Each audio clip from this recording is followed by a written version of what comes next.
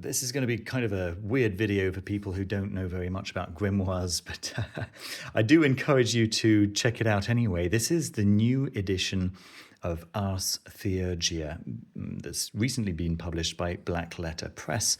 And this is a second book in a series of books which will cover the entire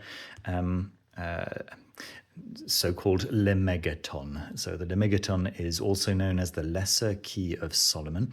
And it's a collection of grimoires, really. It's a collection of grimoires that was quite popular in the, late 17th, early 18th century, something along those lines. And the Ars Goetia is definitely the best known of these of this collection. But Ars Theurgia is some might suggest possibly even more interesting.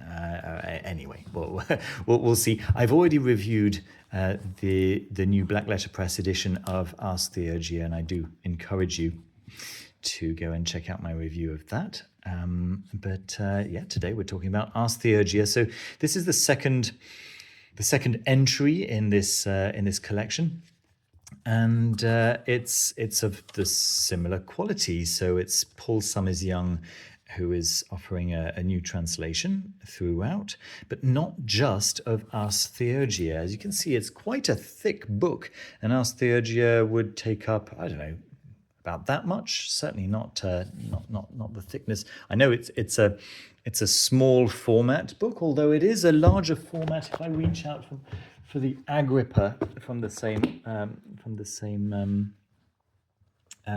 publisher. Yeah, this one's slightly taller, slightly wider, definitely much thicker, as you can see. Right, this is the first volume of Agrippa's 3 books of occult philosophy. So,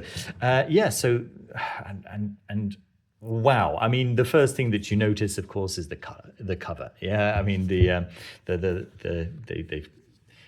clearly. You know, these books belong together. They look absolutely fantastic on your shelf, and you know that counts for a lot for me. You know, I care about that stuff. You've got the black ribbon, and you've got the usual great quality Black Letter Press paper.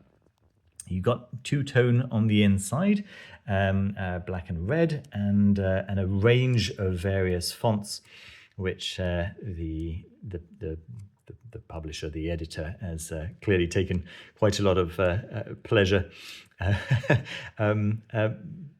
working upon, and it works. It's beautiful, and these header decorations or ornaments, should I say, work really well. The sigils on the inside are of high quality, and many of the diagrams, like for example the wheel. Am I going to be able to find it easily here? I'm not so sure. Possibly over here. Oh yeah, right here. Okay, yeah. So you can see you've got the original illustration, and you've got like a recreation of it.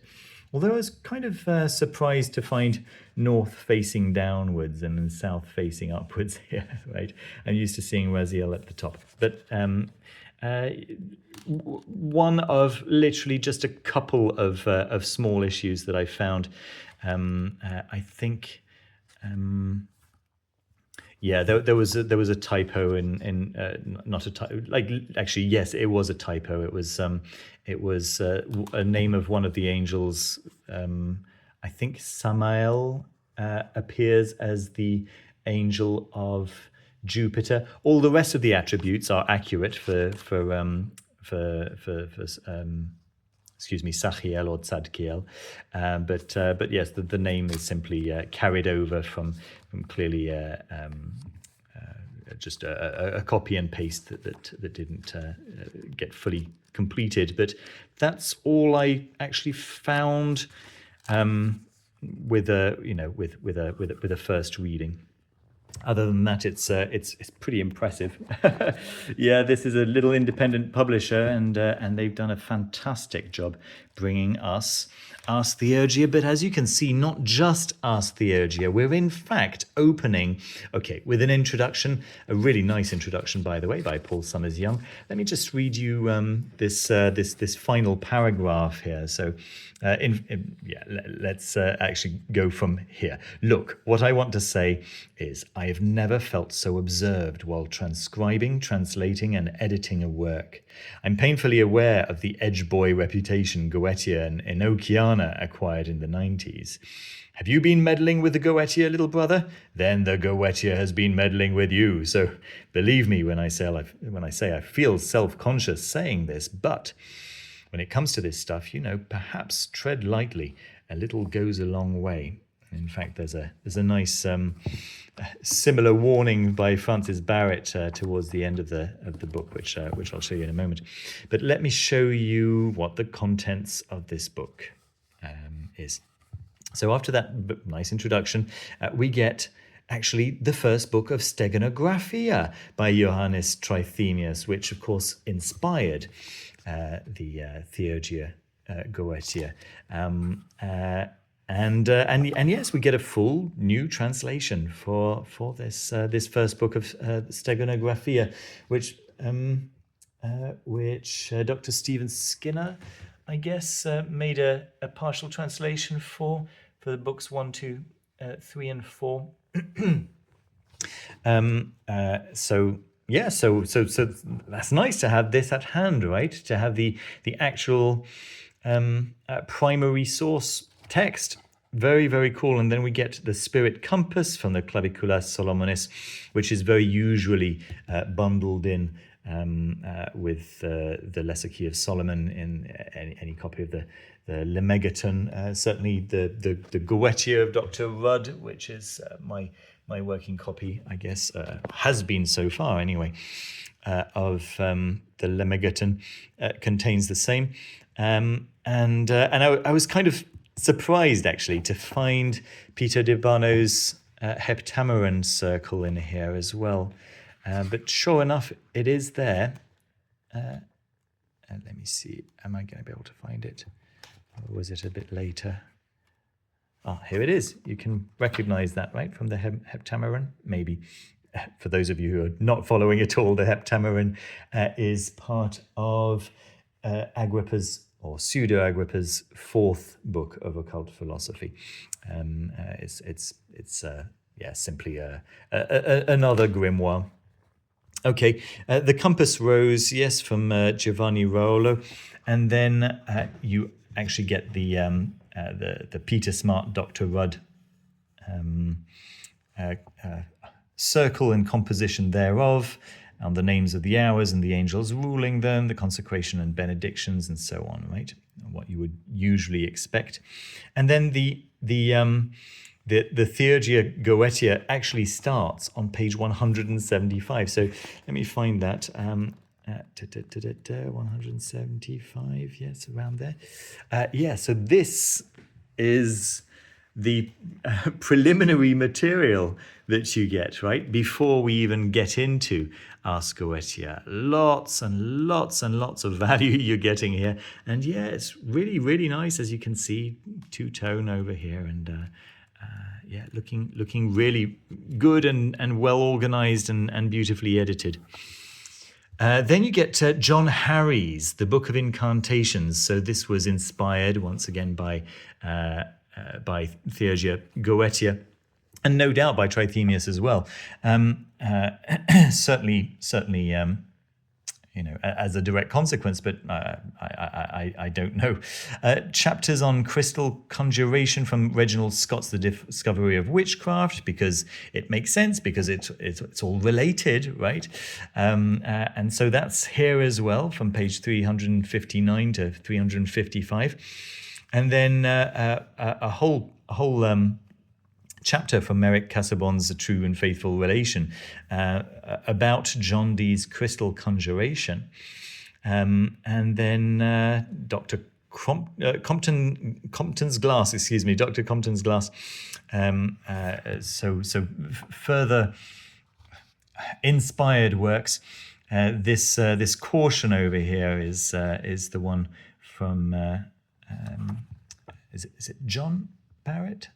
Francis Barrett, excuse me, Francis Barrett, whom you may recognize from The Magus, and yeah, so the making of the crystal, some details on that, and then a couple of appendices, the Trithemian Winds. It seems like this is a book of appendices, but but yes, the Trithemian Winds from Isidore of Seville, Book 3.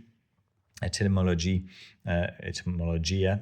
from the 7th century, so that's going back quite a long way further, and so maybe could potentially be 7th century or 17th century. That seems odd. So let's see. Yeah, the Trithemian Winds. It would appear. That it might be 17th century. I don't know. I might be completely wrong. Anyway, didn't spot that before pressing record. But anyway, you get the general idea. This is a cornucopia of resources, and obviously very beautifully presented. I will be keeping my copy of Dr. Rudd, just in order to double check that everything is in place. With this many pages, 400 pages of very meticulous information, I would want to keep an eye out for typos and for possible mistakes in anything, to be honest, in names, in particular words or whatever it might be. And so I'd want to have just another reference, But it's a very, very nice presentation. It's a very, very nice overview of everything that's involved that you're not going to find anywhere else. It's a really nice way of having the Ars Theurgia, and I'm very grateful to Black Letter Press for the incredible work that they've done on this, and to Paul Summers-Young for his tireless translation work there. There we go, folks. That's my review of the Ars Theurgia, the new edition by Black Letter Press. Do check out the links down in the description. Don't forget that I all the usual stuff. If you'd like to keep the channel going, then support me on Patreon. I want to send a big shout out to all my Patreon supporters. Thank you so much.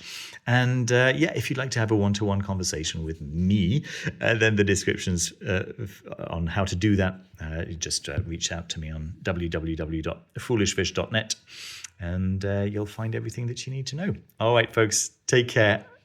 See you soon. Bye-bye.